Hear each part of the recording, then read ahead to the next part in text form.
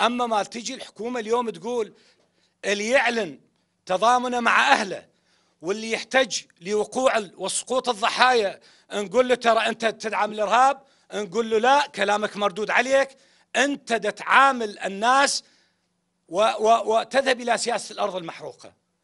شنو قيمة إنقاذ طائرة مختطفة بها 200 إنسان بأن تقصفها وتنهيها والناس اللي بيها؟ شنو قيمة هذا التحرير؟ التحرير ينبغي أن يكون بالحفاظ على أرواح الناس.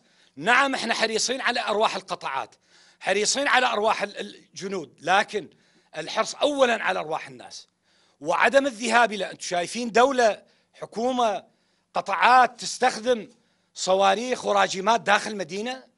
هذا هو منطق؟ احنا نفس اللي ننتقد اليوم بالأمس القريب دعمنا وشجعنا مكافحة الإرهاب عندما دخلت الساحل الأيسر.